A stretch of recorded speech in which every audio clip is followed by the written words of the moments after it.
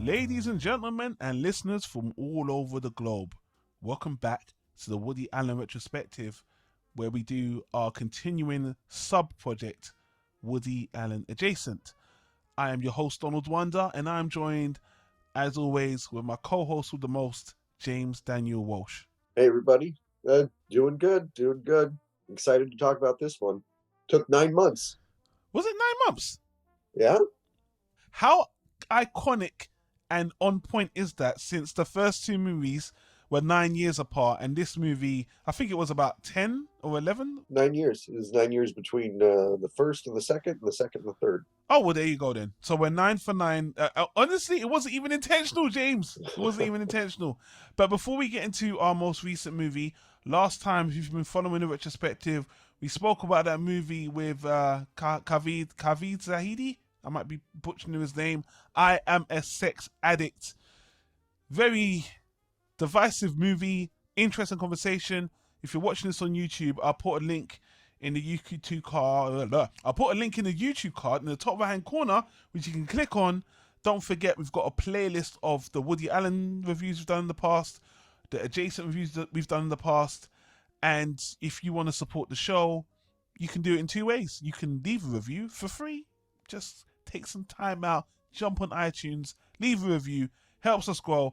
And lastly, we do have a Patreon campaign. So if you want to support us financially, throw us a few bucks, some Starbucks money, we'd appreciate it, and we'll put it into the show. So with all that preamble set aside, why don't we talk about the movie that we're going to be talking about today? As James alluded to, we're finishing off the trilogy, the last piece of a puzzle, well, the last piece so far, that James is going to usher us into. James, so what are we going to be discussing on this episode?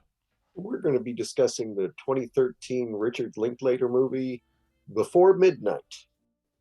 And there's so much I want to say about this movie, because although all three movies are great, even this movie, I always felt like this one was the distant cousin to the trilogy. There was something about this one that seems to get, not just myself, but even checking other reviews, there's a different feel to this one, which is quite obvious because the tone is very different. The first time I watched it way back when, I found myself disappointed with the direction and the tone. Now watching it again, I feel like I understand. I think I could put my feelings in context a bit more, and I feel like it makes a bit more sense to me, but I still have a few problems with it that I'll get into. But James, if you don't mind, since we've never heard you speak about this movie before, why don't you tell us about your experiences before and now on the rewatch? This was the first of the movies that I saw right away when it came out. The other two, Before Sunset, I saw pretty quick, but Before Midnight, I was really looking forward to it when it came out. And I was horrified. It felt very disturbing, and if you've ever gone through a crisis in a relationship, and I was at the time going through one, it hits very close to home.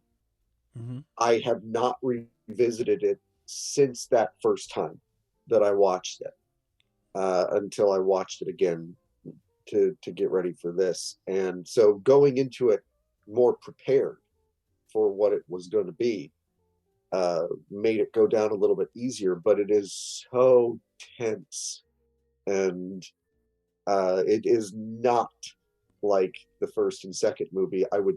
This is definitely, if I was going to categorize it, I would still put it in the category of a romance, but it's more like, the first two was sort of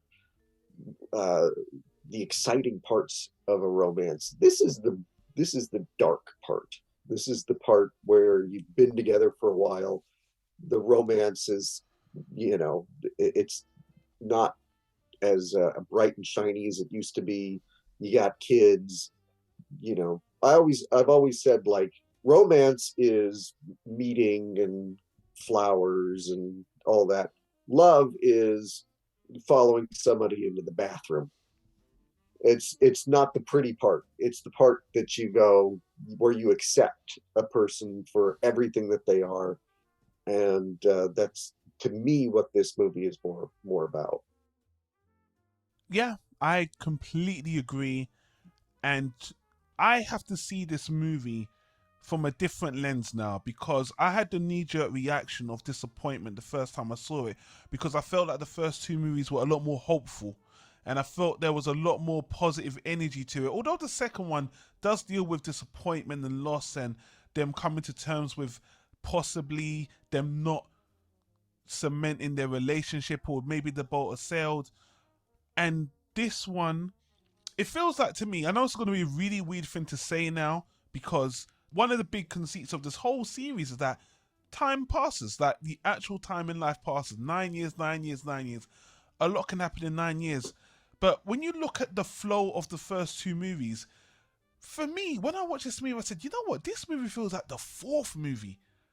You know, I saw the movie where they just getting to know each other, had that fling. The second movie when they kind of rekindled, and then you jump all the way to this movie, and so much has happened between the last movie and this one.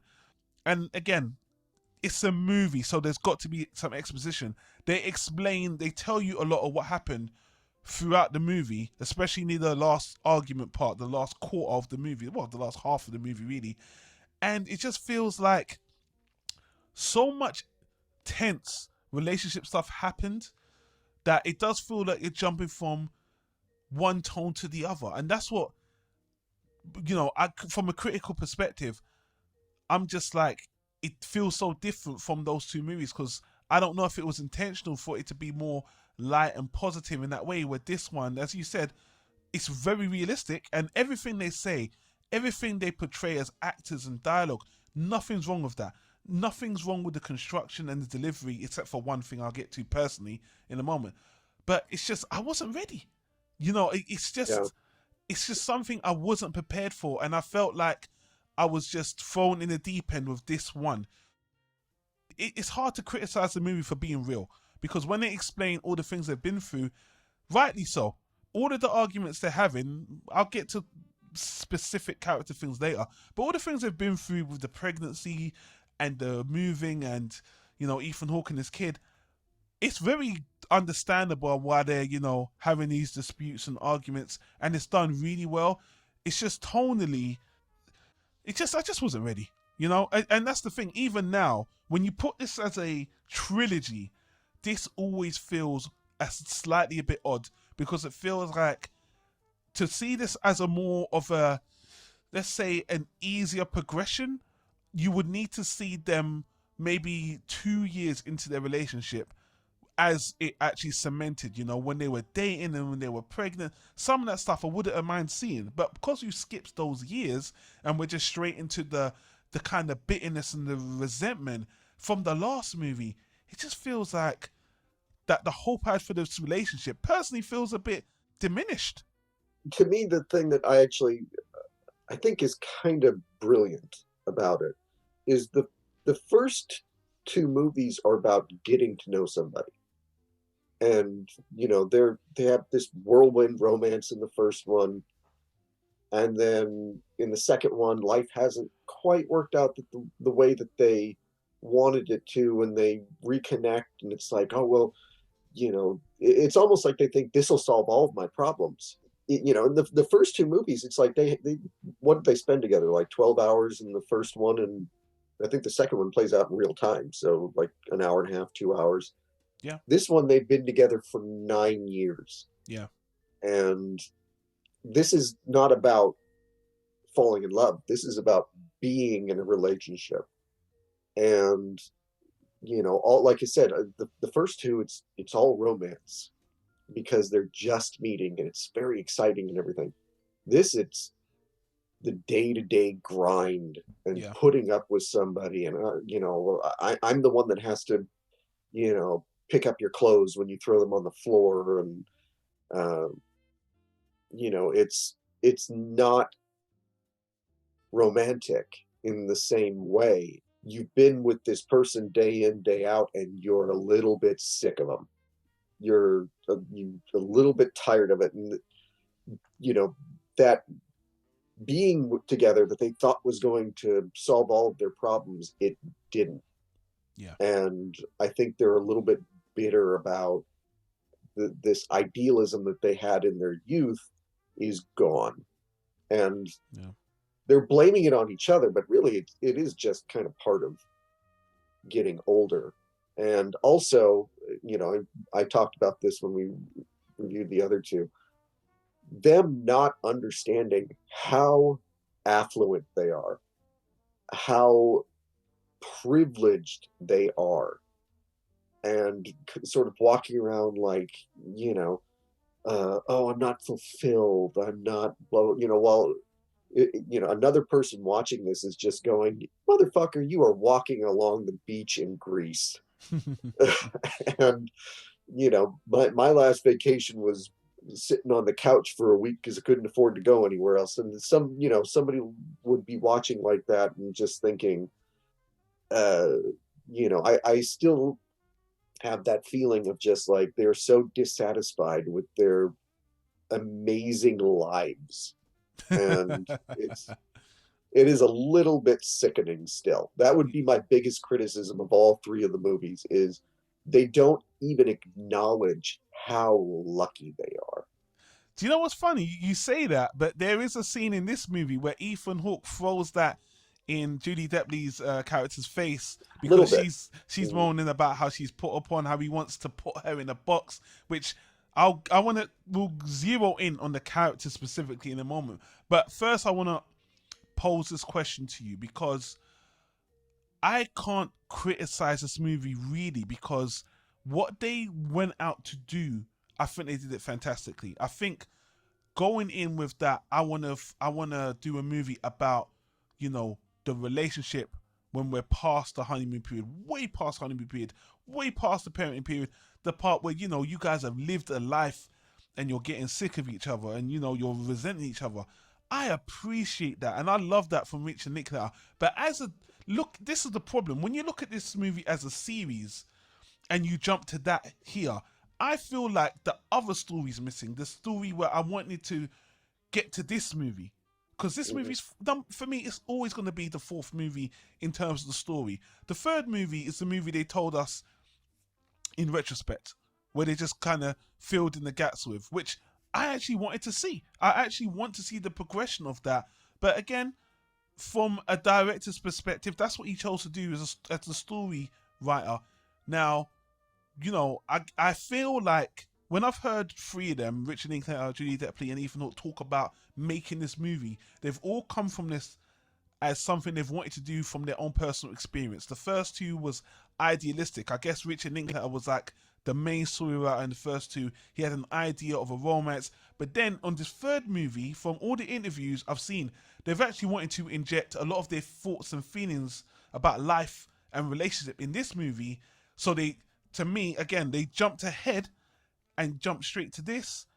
And again, just in terms, again, I can't criticize Richard Linklater for picking this part of their relationship, but for the third movie in the series, I don't think generally this is what the fans wanted, and that's a lot of the sentiments I've seen in terms of the story of their lives. But in terms of the story itself, everyone really does seem to enjoy it, and I've got no real criticisms about the story itself. It's just I just wanted the period 5 years before this, before the cracks show, before we get to that. And because of that, that's honestly where my disappointment is. Not a criticism of the movie itself, just the time that we've jumped and the movie that we missed, which I understand they didn't want to make because they probably thought this was a more interesting take on it. But James, am I the only one that feels that way, or do you feel like they might have missed the boat by jumping over that section of their relationship, which they could have done? They could have chosen to do that part. But what do you feel about that? I think there's the possibility of redundancy in, if we kept the story in Greece, they're walking through Greece and maybe she's pregnant at the time. Sure. But they're still getting along, and they're still very sort of deeply and uncynically in love with each other, and that could have started to get a little bit like, okay, we've seen this. Well, let me stop you there and ask you: is this the movie you expected? Then I Oh, just not want at to know. all. Is No, this too far along? Because that's what I feel, and I just want to get your opinion on that. this really, for me, the first time I saw it was a lot like watching a horror movie. There was a lot of like, no, no, no, don't say that, don't say that, no, no, no, let it go, let it go, and just that, you think that their argument is dying down, and then one of them just has to poke the other one, and and having been through that, it's very dark. It's very it's the first two also, I feel like they're disconnected from this one because both times they're not in a relationship in either of the first two. It's just sort of, I just met you and I'm just seeing you again for the first time in 9 years.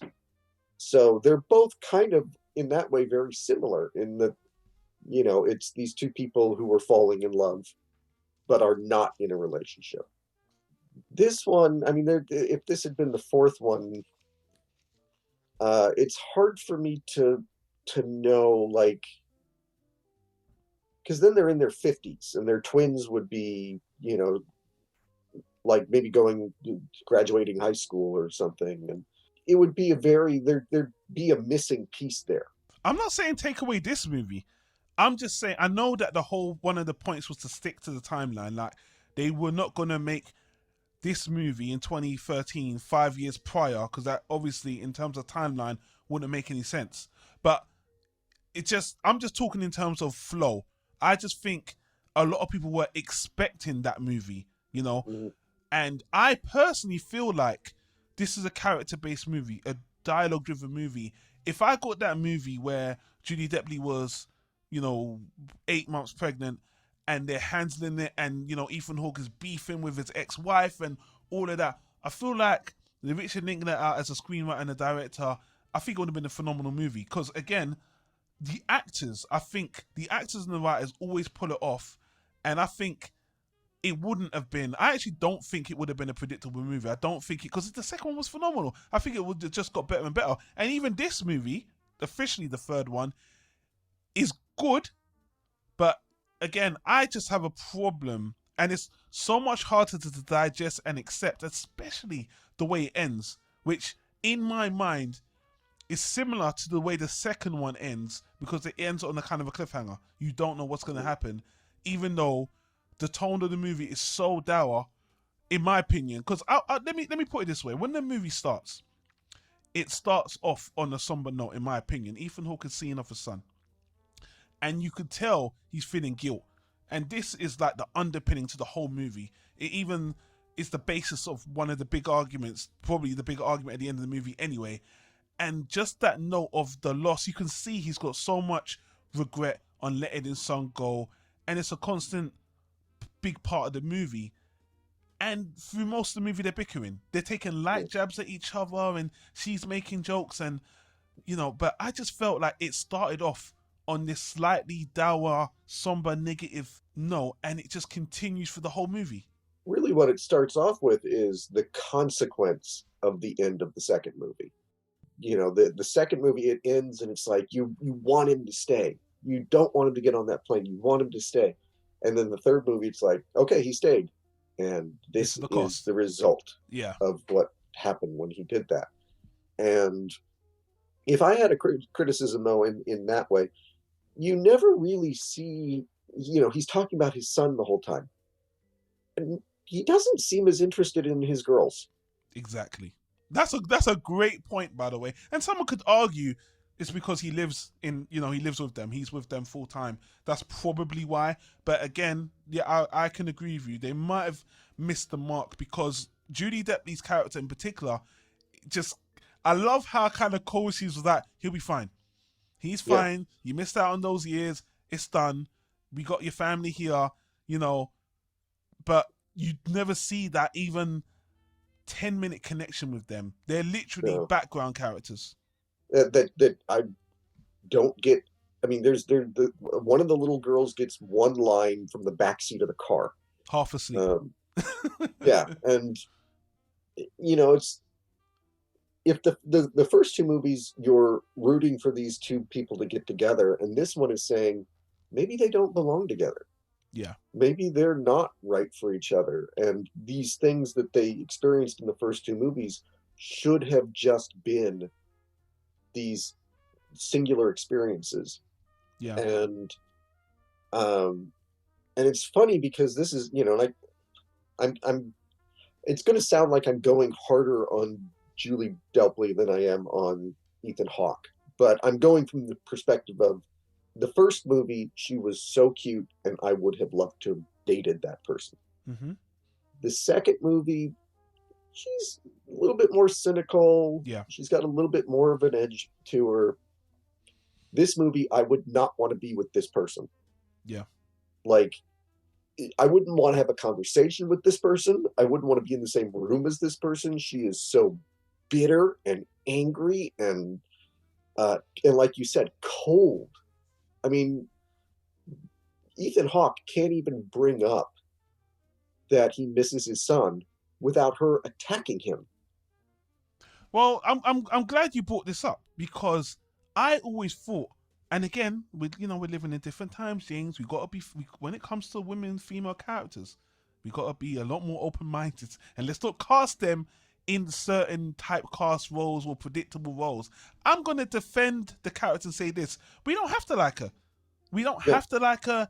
And I'm sorry to cut you. I'll let you finish that thought in 1 second. I just want to jump in and say, I felt like it was natural. It was kind of it always showed in her character that she was slightly depressed, slightly cynical, and more pessimistic. And that grew and grew and grew and grew into this movie, which I was disappointed to see. And as you've just said, which I wholeheartedly agree with, I was like, this is a person who has developed into a very cold, bitter person. But at the same time, if Ethan Hawke's going to be with her for all these years, kind of show me why. Because I do see the chemistry still there, the banter, still the more banter in this one. And I don't even know if I'll call it banter rather than taking jabs at each other through most of the movie.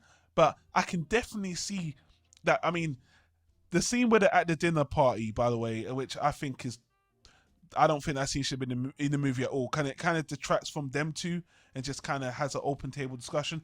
But the scene where she's pretending to be a doe-eyed fangirl was so, like, it was hilariously condescending to him on purpose, but it was mean. It was really mean, But again, you don't have to like her. And I felt like it was really cool that Julie Delpy probably knew how she was being portrayed as a character, which she controls because she wrote this movie as well. And I just thought it was interesting that they basically doubled down. They really doubled down on her being unlikable. And I'll stop here because I jumped in the middle of your thought. But yeah, go on, James. Continue. The trajectory of the two characters makes absolute sense. And it is, what's interesting is that he was not, Ethan Hawke's character was not at all an antidote for her depression, for her cynicism. That's a good point. He didn't fix anything for her, and doesn't even seem like he makes her happy. And not, honestly, watching this movie, I don't know what could make her happy. His side of it is he's still kind of childish. He's still goofy. Like I said, the trajectory of both characters tracks, but he seems like he's more or less the same person that he was in the first movie. Like, maybe he hasn't grown, which again, if you've got that much money and everything in life has come so easily for you, that you don't maybe have to grow that much. But I'm the black guy, and you're always poking those social hierarchy class things that I really should be doing, but you're doing that for me, James, which I really always appreciate you for. Keep going. what struck me watching it this time, and it did the first time too, but this time even more so because I knew what was coming and I was paying attention. She does not care about his feelings at all. And, she is so, I'm not moving to Chicago. I'm not moving to Chicago so that we can, she keeps saying so that we can babysit for your ex-wife. Yeah. And she hates the ex-wife so much. She has no compassion for, her role in screwing up that woman's life. James, this is part of the reasons why I wanted to kind of see that develop as well, because there's so much vitriol between her and his ex-wife. She calls her a cunt like 4 times in the movie, and I'm like, wow, I knew it was going to be rough. You can obviously see if he stayed there with the kid before in the second movie, this was going to be rough. And basically, the worst outcome actually happened. Fighting for custody. The kid ain't going to leave the US to be with them. They possibly got to move. Ethan Hawke's going to lose a connection. It's a horrible situation. Horrible situation. Which maybe, I mean, in your sort of ideal way that this would have gone, maybe the second movie would have taken place in the United States, because they do mention that they did live there for a little while. That's a lot, yeah. And, but it, she says, your ex-wife, she's this alcoholic, abusive cunt. And then a few minutes later, when, she'll say, oh, your son is fine. He's fine. He doesn't need you. He's fine. It's like, really? Because you're saying that the mother is so horrible and awful and borderline abusive. Oh, he's fine. She does not care. She wants to get things the way she wants them to be, except there is no version of reality where this woman is happy. She seems incapable of being happy. And he is childish, and he is stuck in sort of this his I'm a writer, and I'm gonna sort of walk around and contemplate things and come up with stories, and he's sort of living in that world, and she's just in her head all day, every day, and just seems like she can't experience joy and can't sympathize with anybody, because if she's not happy, why should anybody else be happy? And it's these two people who they stayed together because they love each other and they built a life together, but again, maybe they don't belong together. And that's pretty bleak, but it is an interesting way for the, we're rooting for them so much in the first 2 movies, and in this one, there's Ethan Hawke, you see this every few minutes, because the argument will die down, and then he says something that, a couple of times I felt like, okay, that's a pretty innocent statement for him to make, and she's flipping out on him. One time he says something to the effect of like, I fucked up my whole life for you, which that was sort of like, okay, he's being being an asshole. But you see this sort of him deflating. You see, like, she starts in and he just goes, and it is so, if you've been in those prolonged arguments before, that feeling of just like, oh God, there is nothing right that I can say in this moment. And a lot of the points he makes, at least in my mind, are very valid. He even says, I'm not saying we should move to the United States. I'm saying I want to talk about my feelings. And she just completely shuts him down. You know what, James? I got one of the most disappointing things about this movie to me, and I love the movie. I do still love this movie, by the way, even though we're tearing it apart. Again, I think out of all of our reviews, let me say this for the record, all of the discussion we've had, this is the one I want to stress to the audience. This is just about personal preference disappointment. This has got nothing to do with the quality of the movie or the actors, by the way. What I want to say is, you got 2 men and a woman, two men and a woman writing the scripts for this. and then they make Ethan Hawke the good guy. Judy Delpy is a writer on this movie. I don't know why, which I do appreciate there are some relationships like this, but it does seem like I just kept on thinking to myself the first time I saw it and this time, do you really want to play into the stereotype that women are unreasonable, crazy unreasonable, you know? And I just said, this is why I really want to watch this movie the second time, because my memory told me that Judy Delpy's character is unreasonable. I said, no, maybe that's just me, the male part of me saying that whole thing, you know, men logic, we don't have emotions. Ethan Hawke says this multiple times in the movie as well. Let me just try to see this from Judy Delpy's character's point of view.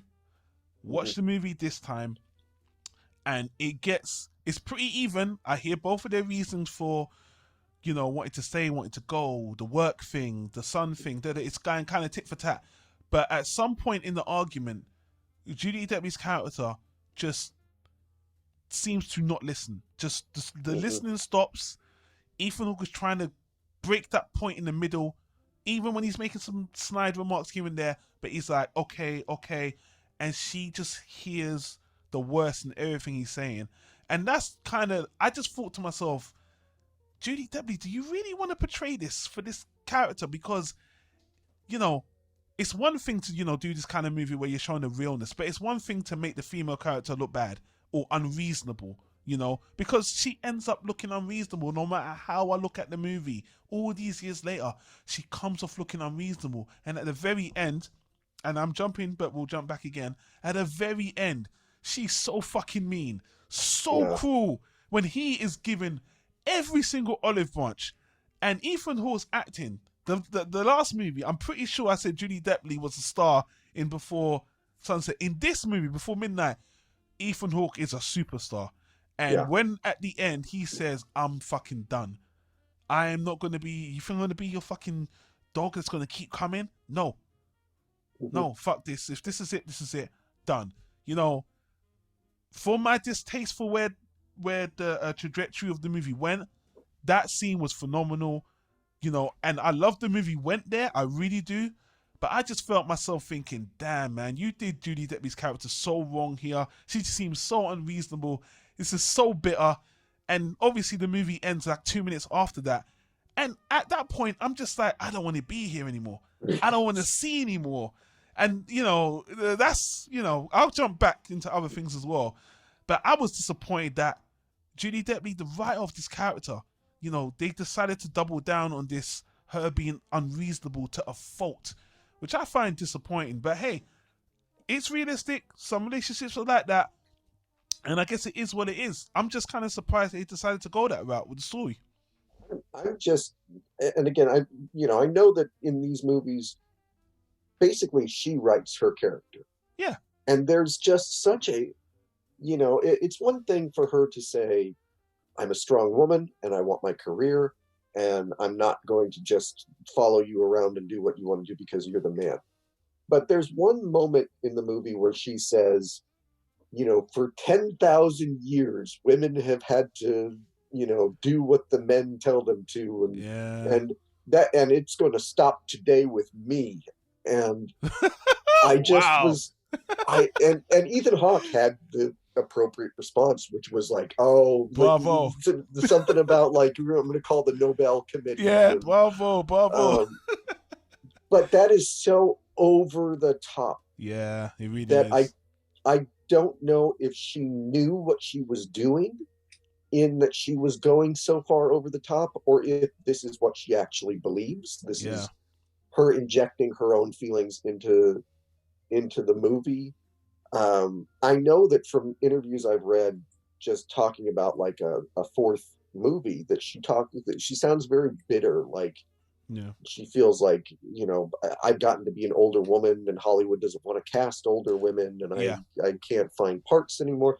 So she does have that sort of chip on her shoulder as far as a woman's role in these things. But, you know, he rightly points out, he's like, you have the career you want. You're not a housewife. This isn't 1950. You know, I'm not telling you that you need to do, you know, I'm not trying to force you to do things my way. I just want to talk. Yeah. And she is so adamant that she will not be told what to do by a man that it almost feels like there should have been something. Yeah. If you're going to go that way, make her father a complete asshole, and have conversations about what a horrible, abusive piece of shit he was. And that's why she is so, I don't want to say man-hater, because that's not the right term, but she is so adamant that men are terrible, and they're trying to control me, and I'm not going to let them control me. And it's like, you have everything you want. And Ethan Hawke points that out. He's like, you're not being oppressed, and certainly not by me. And that's why I have a hard time knowing if it was Richard Linklater who kind of did that character dirty, or if this is really just Julie Delpy expressing her own views. I honestly think, and again, in a way, if they do another movie, which I honestly think they 100% will, 100%, whether it's 10 years from now, 100%.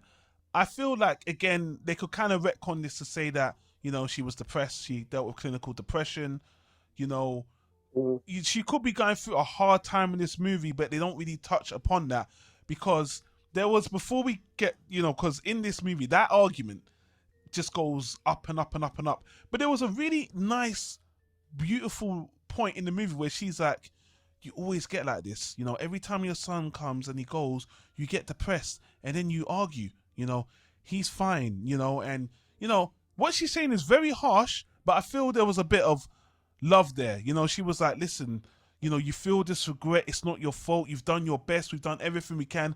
That's when they start going into a bit of exposition about, the mother being such a bitch about the, not letting them have the kid or whatever. And then she just says, before they get to that next level of the argument, there's some console there. And then when I thought that was nice, I thought, okay, I like this. Maybe I'm remembering this wrong. But then as soon as it gets to the point about her job, you're taking this away from me. I found a perfect job. He's like, at the beginning of the movie, you say you didn't know. Now it's the perfect job, and I'm taking it away from you, and it's just like, she just becomes so much more unreasonable. I just found myself kind of scratching my head. Don't get me wrong, separating my disappointment in terms of drama, good drama, great dialogue, great to see them go all in. If they were like in the writer's room, you know what? Let's create a great all-out argument. Then you've done the job well. They did the job well and deserve a round of applause. But, in terms of characters, Celine's character just seems so bitter, coming in, and saying, you know what, I know what's happening, I don't love you anymore, leaves. I mean, it's horrible. I'm like, she could not twist that knife. I mean, she did everything she could to twist the knife in this man's heart. And I'm like, why do I feel so sorry for this guy?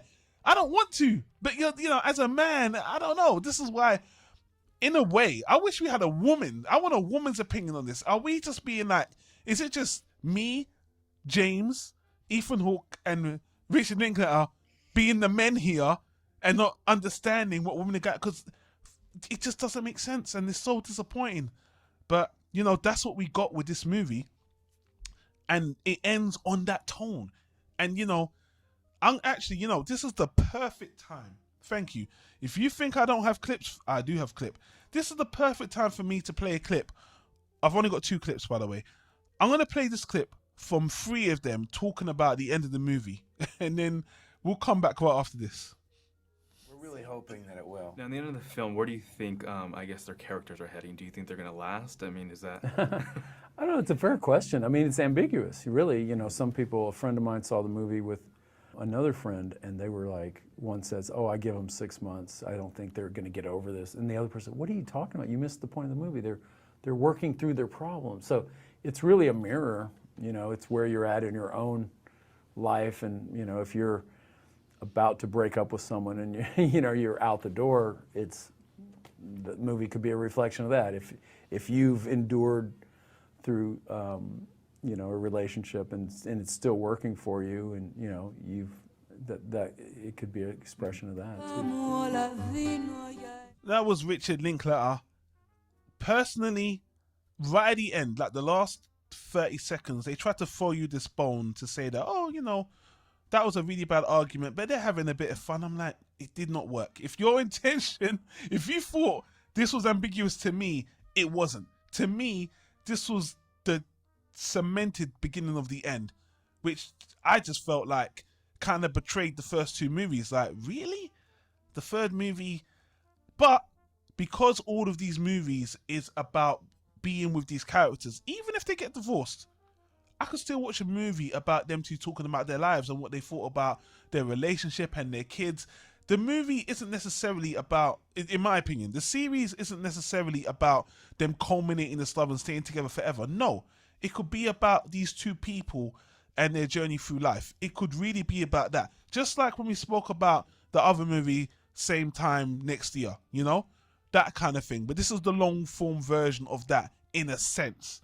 So, you know, I'll say some more, but James, if you gladly pick up from where I just put down, what do you think? The fourth movie starts with them not together. There's just no way. And maybe it's their daughter's college graduation and they're both there and then they end up taking a walk together and maybe they reconnect at the end. But at least where this movie leaves off, I don't see it as, yeah, you're right. They kind of throw you a bone at the end, which to me, like, if you're going to look at it in the best possible light, that is Celine at the end realizing that she was being unreasonable, that her pride won't let her just admit it.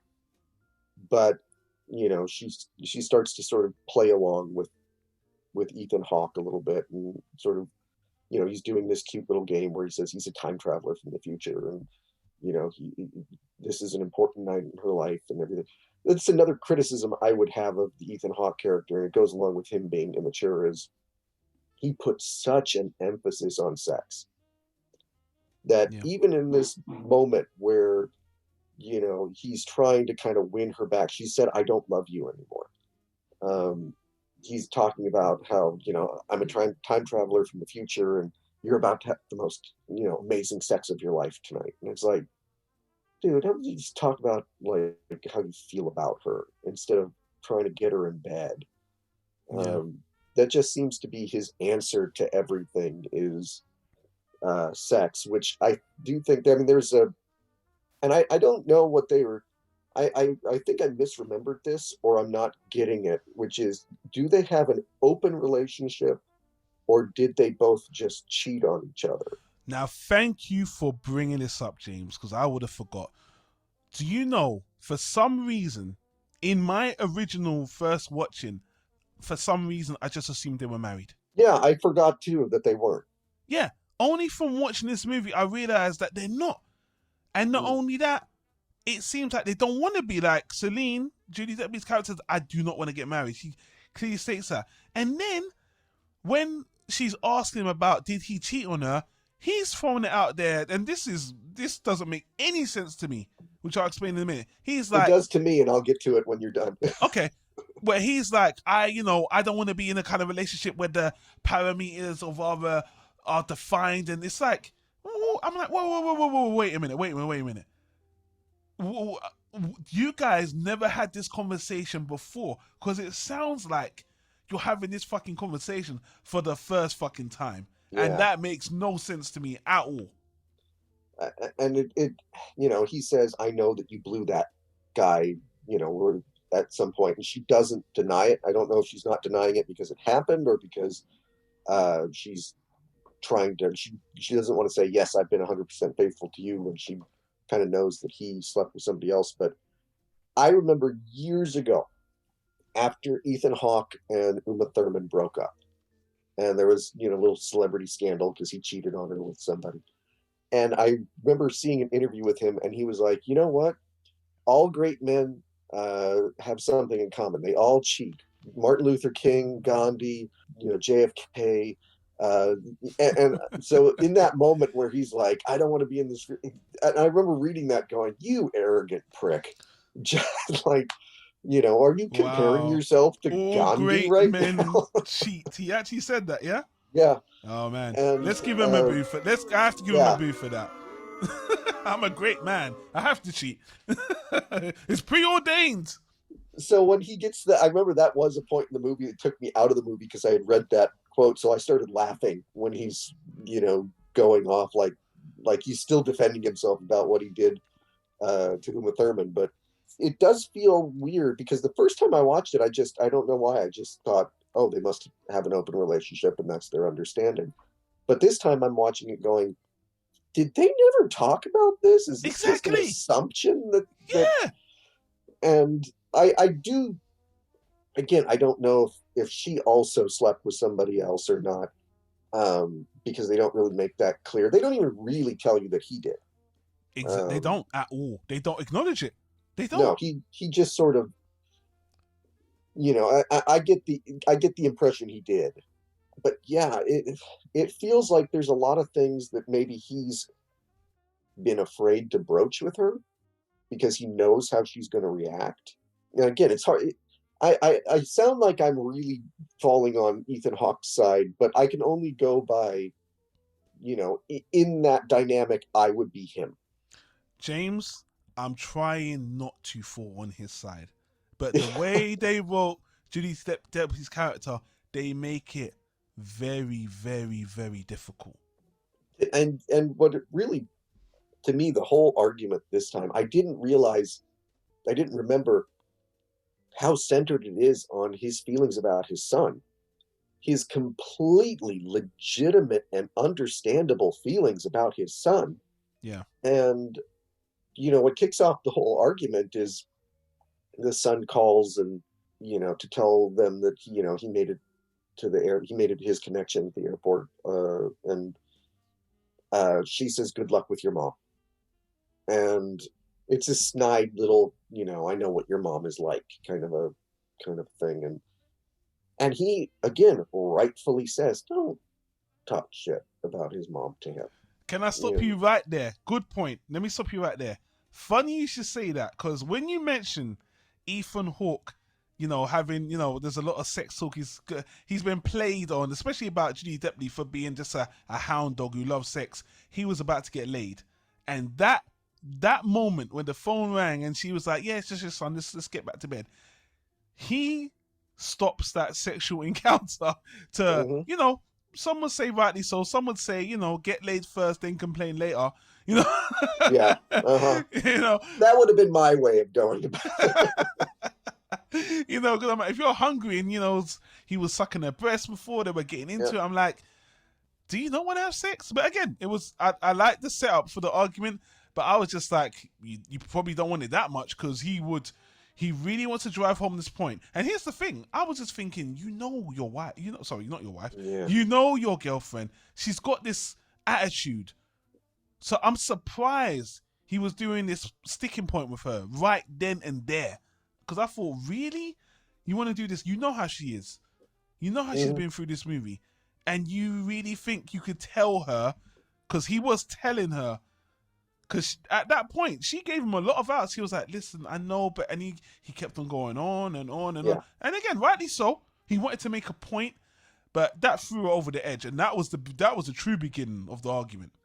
And, it's again, I get his point, and she couldn't acquiesce. She couldn't, give him an inch where she goes, okay, I'm sorry, I won't do it again. Yeah.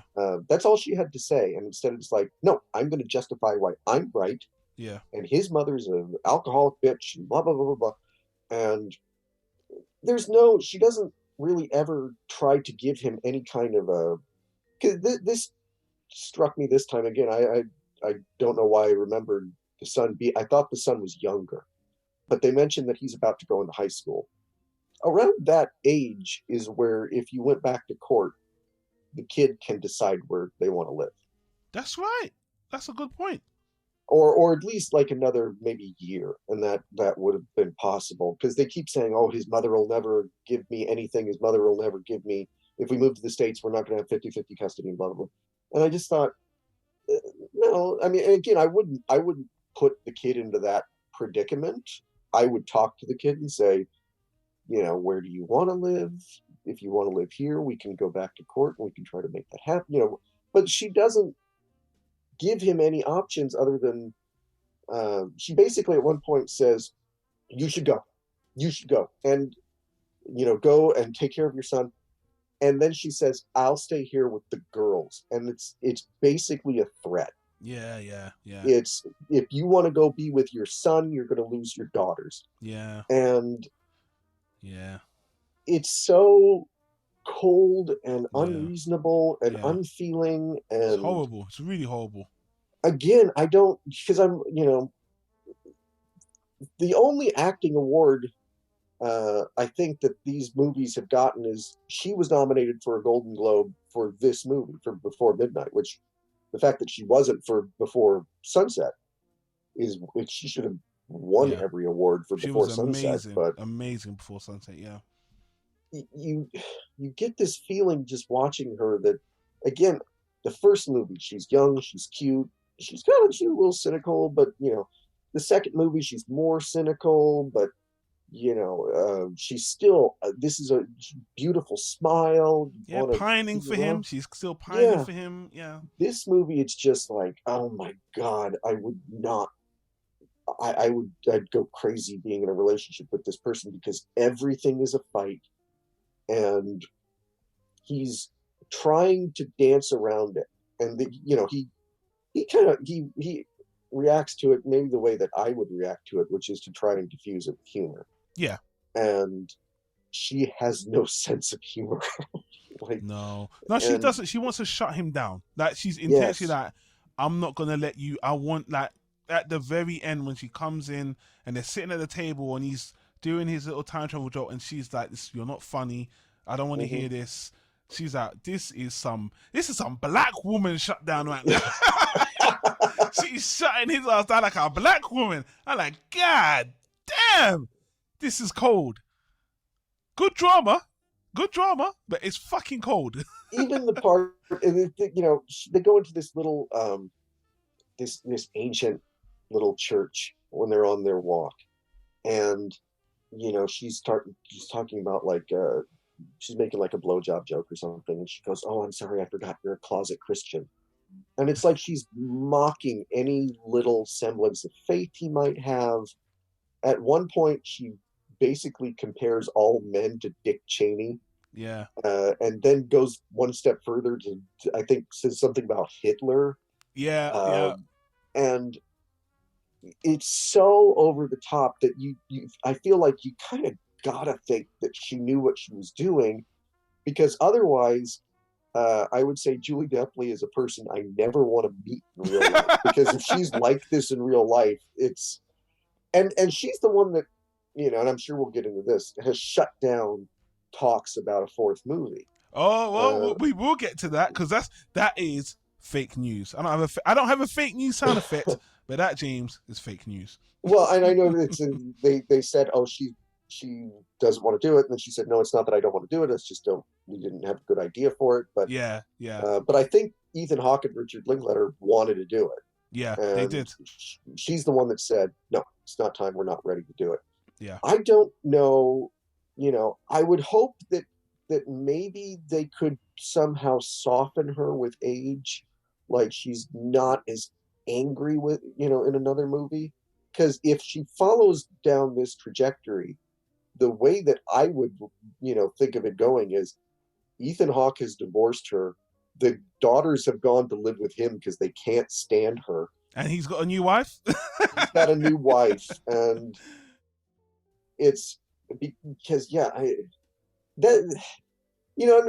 right. We sound like we're shitting on this movie. This movie's great. No, I'm not shitting on the movie. Yeah, it's the direction they've decided to take with the story, which is the critical point for us.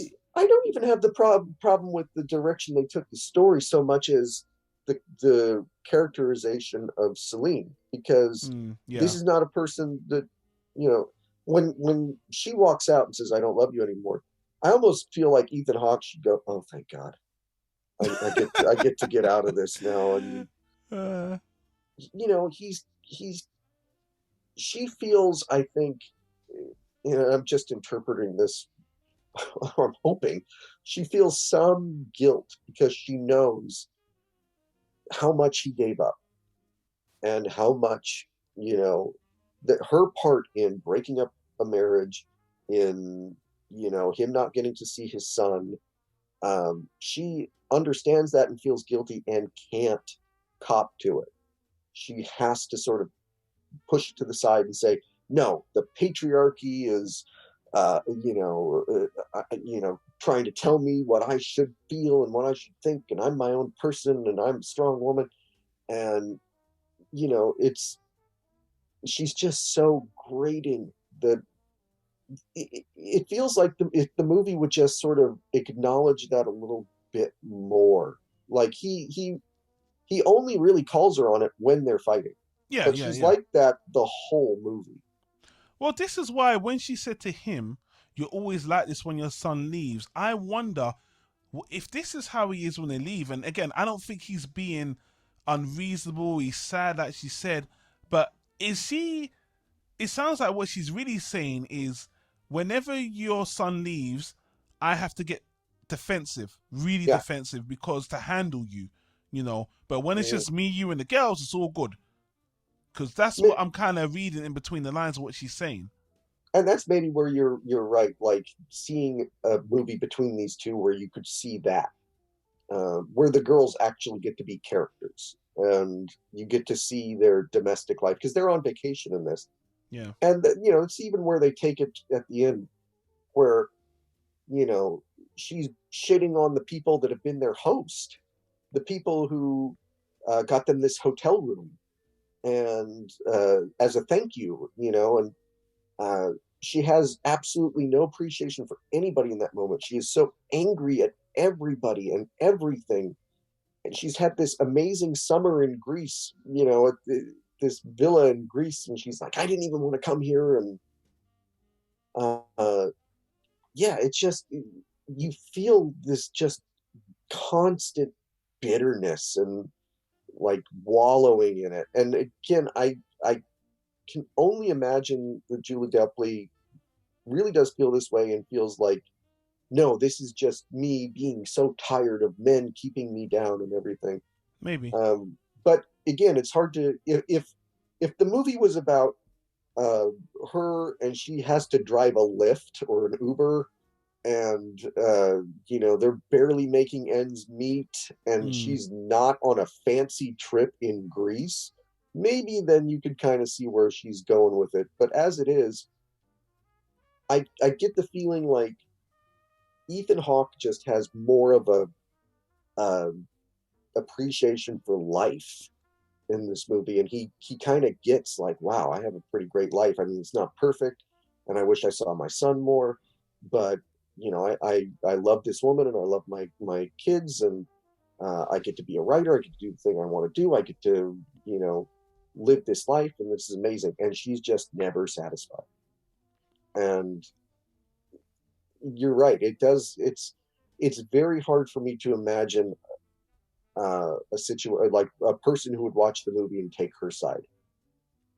Yeah, and again, that didn't. It disappoints me that that's what this movie comes down to. You feel like you're taking Ethan Hawke's side. And let me be a little bit critical towards Ethan Hawke now. Yes.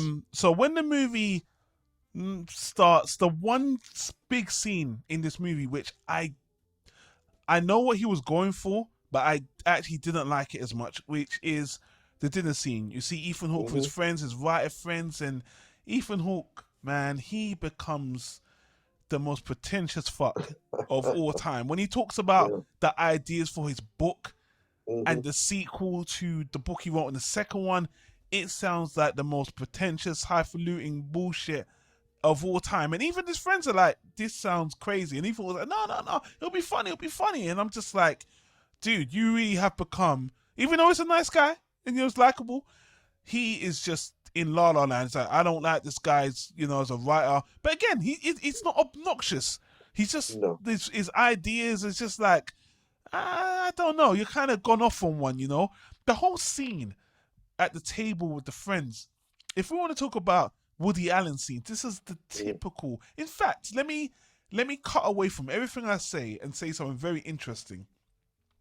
So Richard Linklater has said all three movies, they can work on their own, right? Yeah. I tell you, I pose this to you, James. This movie on its own, those other two movies don't exist. This movie is so much, probably the most Woody Allen of them all, mainly because I like, you know, when him and Judy Delpy are there having that dinner with their friends, they're all talking about their lives and everything. I'm like, this is Woody Allen 101. I've seen this in so many Woody Allen movies. And to be honest with you, because the first movie, they were the central focus of the movie. And they did run into some people in the first two movies, particularly in the first one. I didn't really like them having this dinner talk. And even though some of the things that other characters were okay and interesting, I just thought, I love the idea of focusing on these two characters. And even if they did have that dinner scene, I actually think it would have made sense if it was actually at the end after their argument. I think that would have been a better cooling off part of the movie rather than starting with that, then them walking off, and then the movie escalating into this crazy explosion, you know? This scene, I just don't think it works that well in this movie. It's not really adding that much. And these other characters, you know, they're not all that interesting, really. There's a young character, there's an old character. It's like they're all in different places of their lives talking about their perspective. It's very clear what Richard Linklater was going for. I just thought, you know what? Richard Linklater has already done the impossible. He made a movie with two people spouting dialogue for two movies constantly, and they're both fucking great. So don't change now. Just stick to that shit on the third one too. Because when they eventually leave on their own and it's just them two, the movie's so great. So personally, you know, I don't need this shit with them, with their friends. Fuck them. I don't need it. It's funny because I had two reactions at the same time. First reaction was, this looks like a really fun dinner. I would like to be at this dinner. These seem like really nice people. The other side of me was like, fuck, it's half an hour into this movie. When does this dinner end? Exactly. And because they're nice. And that's maybe, again, where the movie could have maybe given Celine more of a perspective, is maybe if those people weren't so nice, if they weren't so lovable, if maybe the husband who was like around their age, maybe if he'd been leering at her the whole time or making advances on her, or maybe if the older guy who was, you know, the host, maybe if he was kind of a crotchety old fuck, or, you know, if the younger couple was obnoxious or something, if there was something where she could say, like, I had a miserable time this summer. Like, he had a great time because he's hanging out with his writer friends and he's getting to be in his world, and she had a miserable time, then you could maybe take her side a little bit more, and maybe that dinner scene then would have made more sense to be in there. But as it stands, when she, at the end of the movie, when she's really just going off, and she's like going off on the people that they were just eating dinner with, you're just like, wow, you are being such a bitch right now. And, you know, even these people paid for them to have a couples massage. She's like, what is that? That's creepy, you know, that's creepy, blah, blah, blah. And I loved his response where he just like flops down on the bed and he just yells, you don't have to do it. Yes. Yeah. I thought that was great. Yeah. And yeah, the dinner scene could have informed her character more, but instead what you get is her being the sour person in this very warm, almost sort of a caricature of what Greek people are like. Do you know, at that point, I don't know if you remember this, even at that dinner when she obviously pretends to be this doe-eyed fan, then right at the end she actually brings up his son, and they almost get into an argument at the table. And I was like, what the fuck, man? Where, that's one of the times where she says he wants us to go there so we can babysit. And it's like that I almost, again, these people are being polite and everything, but it almost would have been good to cut to them looking uncomfortable. Exactly. And I think so. Like I said, he's not at all perfect in the movie. No. And you could have easily made him more difficult to be around. You're immature, you're childish, whatever. But he keeps making these valid points where he's like, I'm the one that picks the girls up from school. you don't get home till 6 o'clock. I'm the one that takes care of them the whole time. And he says 6:30, and she's like 6 o'clock. And that's her big sticking point. She keeps saying, I come home at 6, not 6:30. And it's like, you're not listening to the point he's Not making. listening He at all. Yeah. is contributing these things that you're saying he's not. And your quibble is that he's off by half an hour. And it's so difficult to kind of judge this movie. Like you were saying before, if the first two movies didn't exist, Yeah. I would hate this movie. Do you think so? Because I would find it, if this movie was on its own and I saw, Ethan Hawke go at it, and Ethan Hawke's one of my favorite actors. I've seen him do many, many roles. I love Gattaca. That's one of my favorite movies of all time, where he met Uma Thurman. And I really it just really bothers me that this movie feels off kilter in the guise of the other two, because they decided to take a character in a certain direction where, if you compare it against the other two, it just doesn't seem that way. It's just such a big jump for me. And that's why great movie, without a doubt. It's a great movie. I don't enjoy it as much as the other two. No, I don't either. It's not, the other two are like, these are things you would want to happen to you. This one is the worst thing that could ever happen to you. And I you compared it, you said kind of compared it to Same Time Next Year. Well, the trajectory, I feel like the trajectory can go in that direction if they want. It might not, but time will tell. In that movie, those two listen to each other, and they, even when they fight, you have this feeling like they really love each other. And I got the feeling through the entire movie that she could not stand him. Again, your idea of like this being the fourth movie, if you got to see more of him, maybe, the third movie is they're living in the United States, she's pregnant, maybe this is when he's cheated on her. They have this sort of maybe kind of a crisis, but there's still so much love, and they're younger, and they're able to kind of bounce back from it. Here they've gotten to an age where they're just starting to get tired, and she cannot deal with it. And I almost wish that Ethan Hawke, and this would have just made the argument so much worse, if he was like, when are you going back to your therapist? When are you going back on your meds? Because this woman is depressed to the point where she needs to be medicated. I think she mentioned that she's depressed in the second one. I don't even think we're guessing. I think she mentioned that in the second movie. She does. And she's definitely, all the stuff that she gets to in the third movie, it completely tracks with where she was at in the second. Disappointingly, yes. Disappointing. She talks about politics, and she hates the Bush administration, and she's all that stuff is in the second movie, and it does follow through to the third movie, and it makes sense. It's just she has gotten so, and I keep saying that she's gotten so bitter that it's just hard to feel anything but kind of, not contempt, but to feel anything other than just like, I don't like this person.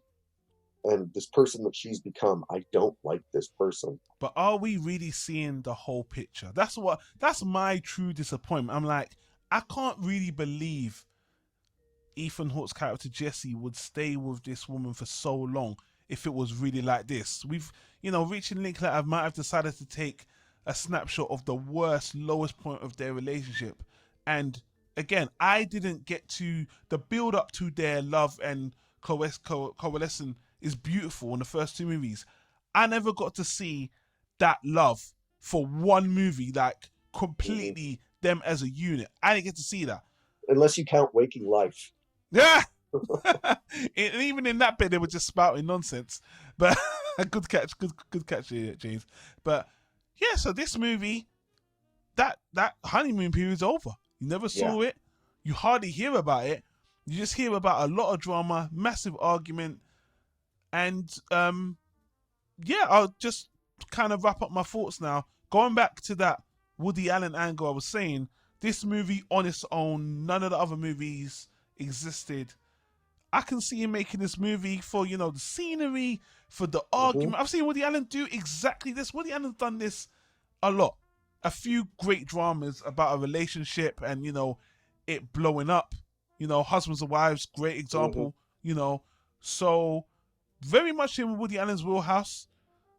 You know, very well written, dialogue written very well, beautiful. That last shot, even though I have a big distaste for how it ended, that shot with them having, you know, the midnight dinner by the river, wonderful shot, looks beautiful, gorgeous. But, you know, well, actually, let me move on to what I heard about the future, as you mentioned before, you know. So during the pandemic, you know, a lot of studios was on hold. Richard Linklater, you know, Ethan Hawke, Julie Delpy weren't doing anything, and they thought it was all over Reddit because they were being interviewed about, you know, their careers. Like, you know what? Wouldn't this be a great time to do another before movie or after movie? Because I thought maybe now they should go into after midnight, after daytime, you know, whatever. Forget the before. Let's go to after now. And as you said, James, Ethan Hawke, Richard Linklater said, we got some ideas. You know, we want to do it. We've pitched it to Julie, and, you know, she said she doesn't want to do it.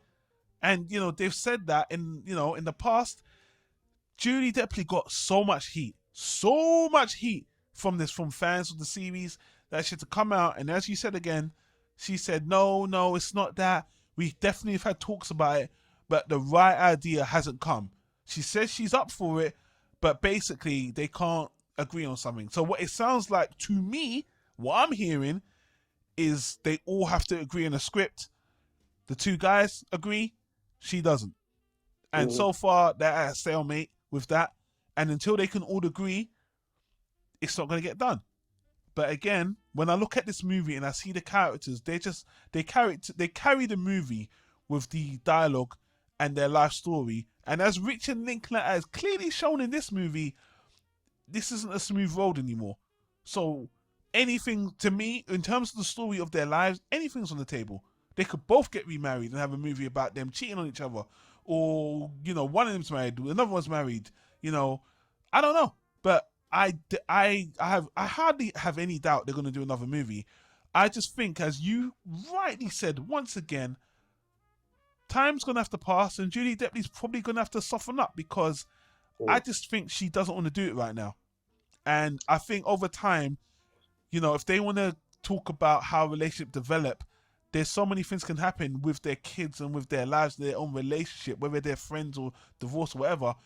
I don't see why they won't put that to film. So I have there's no doubt in my mind there's another movie coming up. I just don't know when it'll be personally. It could be 10 or 20 years. And I would, you know, I'm kind of disappointed that they didn't do it because I was absolutely thinking they're going to do a fourth one in 9 years.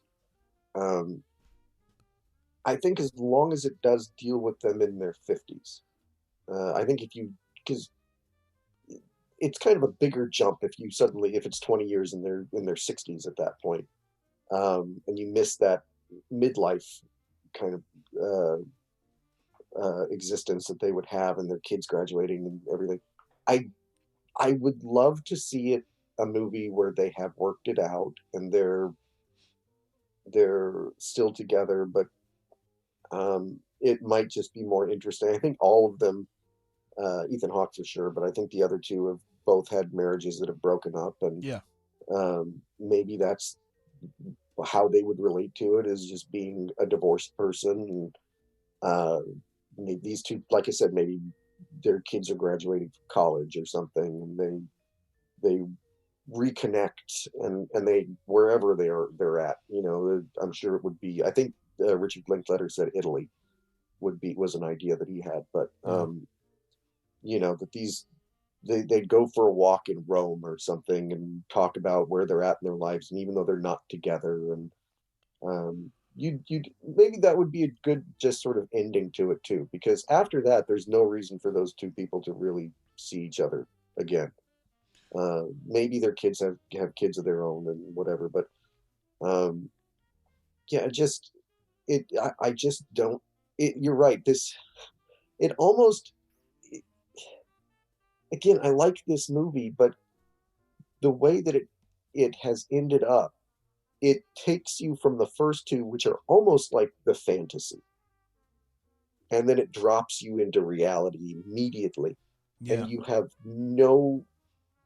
very, like, these little sporadic moments throughout where you're like, there's Jesse and Celine.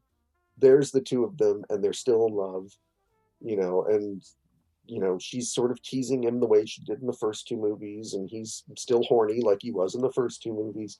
But it keeps getting undercut with her taking these jabs at him and being really cruel to him. And I can't imagine a fourth movie where they're together. It just, you're right.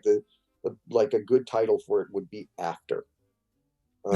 Yeah. Because it would be after their relationship is over, and that would, I think, kind of have to be the end. That'd be the last movie, maybe, which would end it on an incredibly depressing note. But this already kind of ends it on an incredibly depressing note. Yeah. Unless they could pull off an Annie Hall. If they could pull off, Annie Hall ends beautifully, where he's like, I'm glad that I was with this person. It didn't work out. We ran into each other and we had lunch, and it was really nice, and that was the last I ever saw her, but I'm glad that I was in this relationship. If they could pull that off, then maybe it would end it on a more satisfying note, but I just don't see it ending with them together. Yeah, I'm honestly pretty much in agreement with you, and I feel like I've pretty much got everything off my chest about the movie. Yeah, watching it again wasn't as hard as I thought it would be, to be honest with you, because again, once you've seen that argument at the end first time, whew, but once you know what's coming, it's a bit more easier to digest. And I'll end it on a positive, and I'll say a massive commendation to the actors. They did a great job, and when I saw Ethan Hawke and Julie Delpy on screen, their presence and chemistry together as actors is great, and they do really great work. And it's a shame they didn't take the opportunity to do a movie recently. I hope they do again. If they didn't ever do another movie, I would actually be more disappointed, because I just think the tone of this movie ends is just a bit too somber, way too. And we heard Richard Linklater say, you could take your own reflection on it and your own perspective. I'm like, no, I think it's pretty clear this is definitely on the downtread, really. And but in saying that, my last clip is Ethan Hawke talking about how he feels about the movie. This is it's kind of a random clip. I wasn't even going to play it, but I just felt like one of the things he said was kind of like, is he kind of meh on this movie now? So let me play this last clip and then we'll wrap up the podcast. But I knew when I watched the film with my wife, and I knew that when we watched it, she had been a part of the dreaming of this movie, and she knew how important it was to me, and what the goal of the movie was, that, and it was clear to me. It's clear to me that we'd done what we wanted, and how the world was going to respond to it, I didn't know, but that felt good. Like, okay, if she feels that way, then we're in the same ballpark as the other two movies. Because the big fear, right, is that we've totally dropped the ball. I mean, it doesn't have to be the best of the three. It doesn't have to be, but at least it needs to be made by the same people, And you'll have faith watching it yourself in another 5 years, or? I have no idea. Really, a part of me does feel that it might be done now. There's something beautiful, but I mean, just watching this movie yourself. I mean, in terms of accepting watching yourself on screen. I won't know what it's like to watch it for years. Yeah, I'm a human being. I watch things and go, shit, man, wow, Jesus, oof. Because all the self-conscious stuff you try to put out of your head to perform, kind of. The funny thing about watching all three is, people talk about aging and everything like that. What's fascinating to me is my voice. This is so silly, but it's the thing that's aged the most. I mean, watching Before Sunrise, I sound like a young boy. 20 years is a long time. It sure is. And I wonder if it's going to be another 20 years before we return to this universe. But he sounded like he wasn't sure about the movie. I watched. He's like, I don't know. Well, I think that it's the same reaction maybe that we had, which is it's the movie that it makes the most sense that it turns out this way, but it's not the movie you wanted. You don't want Luke Skywalker to end up bitter and alone on an island. No, you boy. want him to have the same adventures. Yeah, true. You want him to continue, but it makes sense for him to kind of maybe end up there. That's a good point. That's a great point. You want him out there like he's still 22 years old swinging a lightsaber. You want Jesse and Celine to have that happily ever after. And can I just put a disclaimer? James defending The Last Jedi is not a reflection on Planet Tyro or anything. I didn't say I'm defending it.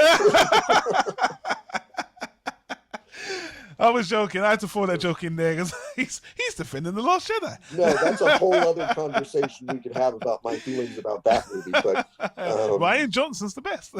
No, he's not. All right, keep going, James. Sorry, I had to cut you there. Go on.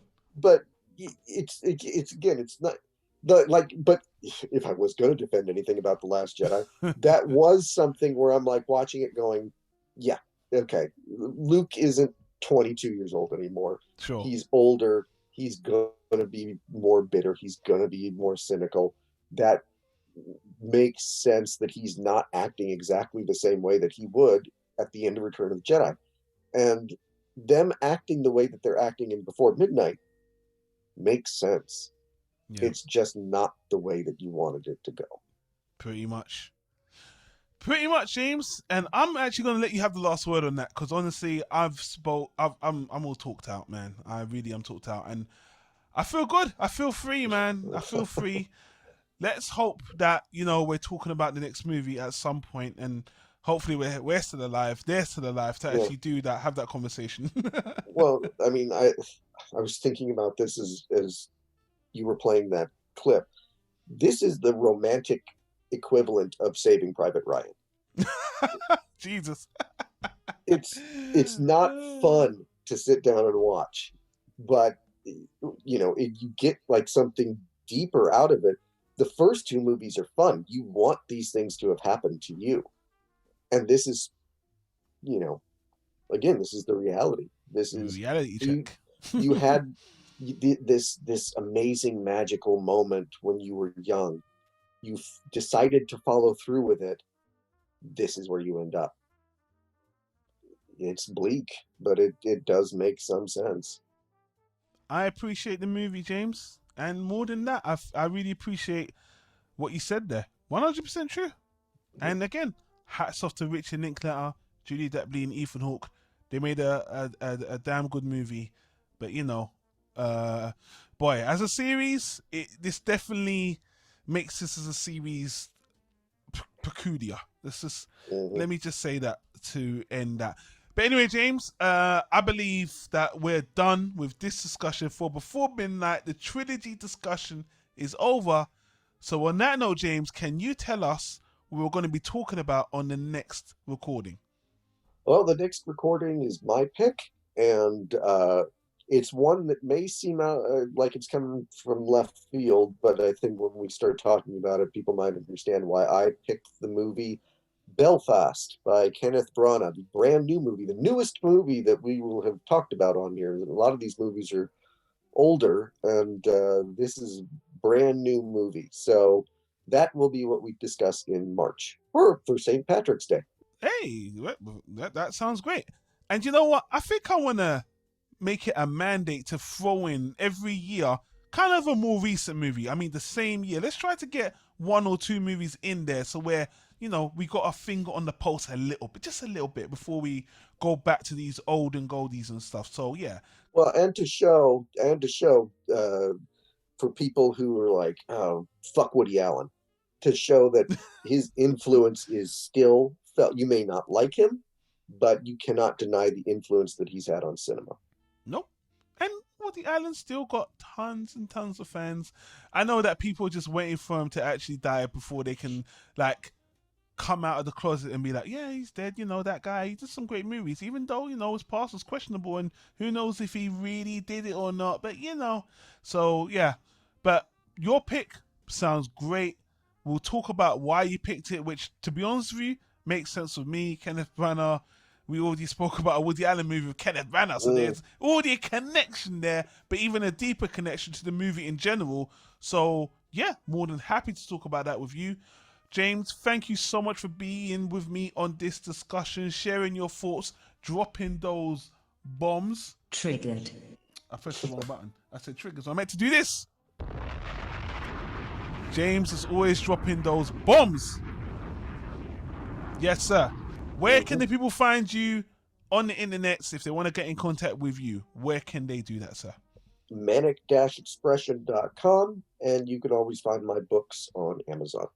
Yes, you can. You can also find me on Twitter at Planet Tyro. But don't forget, we've got a Linktree link. If you click on this one simple link, all of our links are inside. The Twitters, the Manic Expression, James's books, everything's there. If you feel like supporting us, once again, leave us a review on iTunes. It goes a hell of a long way. And if you got any money you don't mind sharing, throwing our way, give us a few bucks on Patreon. Links will be in the Linktree link. But on that note, guys, we're going to love you and leave you. Thank you for sticking through with this one. If you made it to the end, we'll love you forever. And we hope you stay safe, feel great, and have a great rest of your day. Peace out.